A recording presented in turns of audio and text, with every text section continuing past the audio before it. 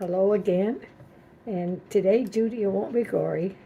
I'm going to start out talking about harvesting, but first I'll tell you about the machinery they had at that time. Uh, this one I never did see run. I can't remember, but George had a header, and I had to kind of check with Richard to see what a header did and see if he remembered. But I think this one must have been pulled by horses, and it would cut cut the grain, and I don't know just what they done. I know later it was taken care of. And Dad, and probably in the middle 30s, had a combine, and of course they had the drill that drilled the barley and the wheat and so on, and they had a corn planter, and it was later a machine called it had a grinder, and then they had the corn picker, and I can't remember for sure what they did with the corn. Oh, corn sheller. Then a corn sheller came, and somebody in the neighborhood usually had one of these. And after the corn, they planted milo, and when it was done, why they planted it, cut it with a binder, and it was bound in big shocks. And these shocks were heavy. And so I'll tell you a little bit about that. One time Kenny and I decided, or he decided, he'd shuck the shock, the feed, and they'd pile these up, and they'd look like little Indian teepees. Well, they were heavy, and these were as tall as I was, so he did 99 and 9/10% of the work. But I would pull one over to him, and he'd stand them up, and they looked pretty nice. And the next morning we went out to look at our work, and every one of them had fell down. And so he went to town, and he hired a couple guys to come do it, and that was my shocking experience.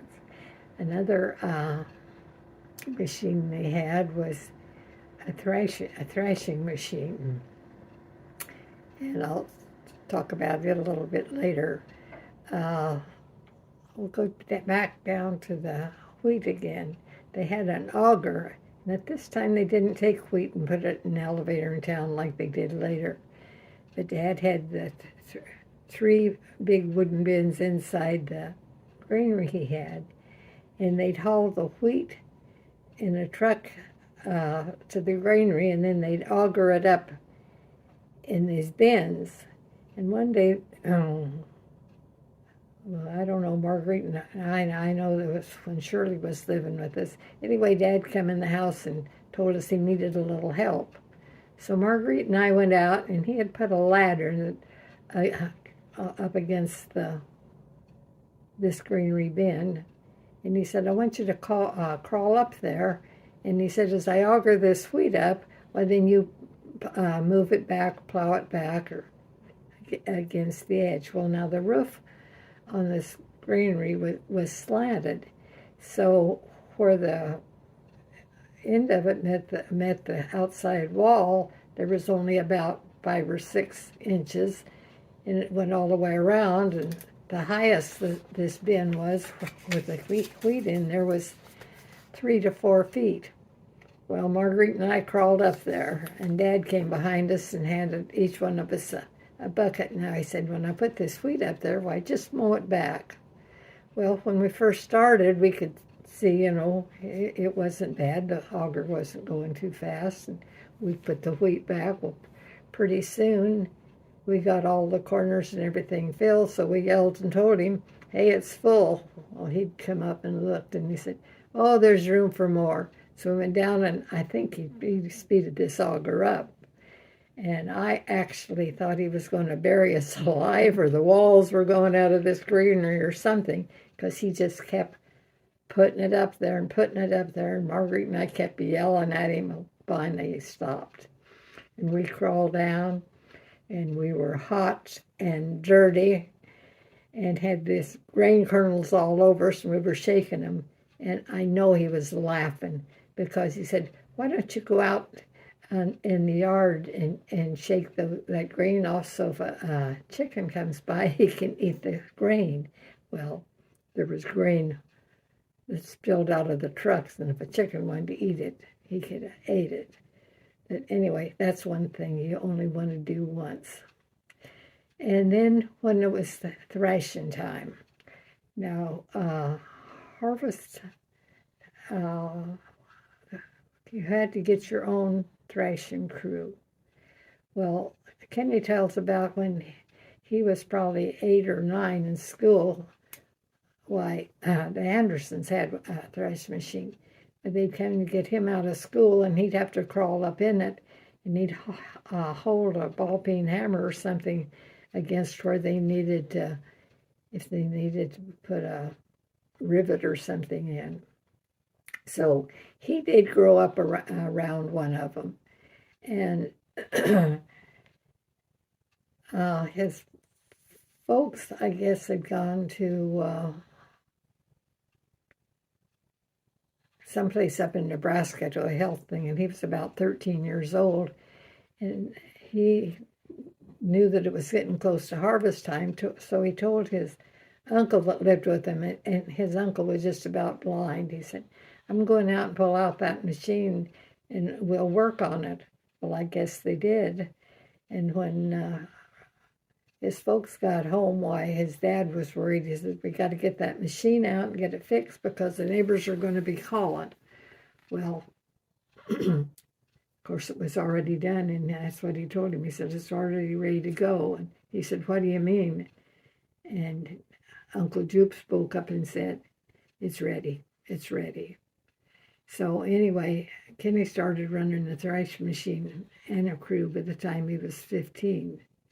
Okay, when they did this thrashing, there was 8 or 10 men, and this is usually when they had to have extra help. And so Mother would go to town to find a hired man, and I guess now you'd probably call it migrant workers. At that time, there was a different name for them. But anyway, Mother would usually take 1 or 2 of us kids with her, and she'd go up to one of these men sitting along on a bench in front of a store or something, and she'd go up to him, and I'm sure she looked him over before she got up there, but she'd ask him if they could drive a tractor, if they could drive a car or a truck, or maybe even a combine, or pitch bundles. And if they could, why, she'd hire them. If she couldn't, why, she'd go on to another one. And I'll remember one that she brought out there. Most of them did have a suitcase or something, but this fellow, I think all he had was what he wore. And every night he'd take off, he had a white shirt, and it had holes on all over that shirt. Some of them were as big almost as a quarter, half a dollar. And he said the grasshopper's done this. Well, he'd wash that shirt out every night and hang it on the line and be ready to go the next day. Well, if they worked out fine, they stayed, and sometimes they had at least 2 weeks' work. And when they were through, why, they'd be taken back to town. And George, he did things a little bit different. If they didn't work out, if he'd get one and it didn't work out, he had to hitchhike or walk or get back to town the best way he knew how. Now, if it didn't work out for Mother or Dad, why, Mother would usually just go get another and take him back, but not George. They could just jolly well walk. And he'd go to town and get another, and I wouldn't be surprised he passed the guy on the road while he was going. Well, anyhow, with this thrashing, when they did it they would kind of make a route, and over at the folks' place, why, when one of the Mother, Ed, and Francis, they worked together, and they helped each other. And these guys could eat so much. I mean, they'd prepare ahead of time. Over the other place, it was the same way. When Ken after we were married, why Kenny'd get up fairly early in the morning, and he'd go wherever the tractor and threshing machine were, and he'd see that they were running and to do the oiling and all this and get ready. And when the wheat or corn or whatever he was going to thresh dried out, they'd stop. And I had decided when they went around, when they got to our place, I thought, no way can I cook for that bunch like that. And that's the truth. I didn't know how. And I thought, well, when they come here, they can just go to Wheeler, which is 5 miles north, and eat in the restaurant. Well, down when these guys ate, they were there for dinner and they were there for supper. Well, Kenny's sister Vera and his mother saved the day they done it, because I had already planned when they come here, when I'm just going to get in the car and go to Linda Grandma's house. I'm not even going to try. But I did. I remember maybe I probably made a cake before I could do that. And I probably picked a couple of chickens and cut them up. That was no problem. Set the table such as that. But Vera and Ken's mother. I went to a house and I rapped on the door, and the lady says, "Bum, bum, you've been here before." Hallelujah, I'm a bum. Hallelujah, bum again. Hallelujah, give us a hand out to revive us again.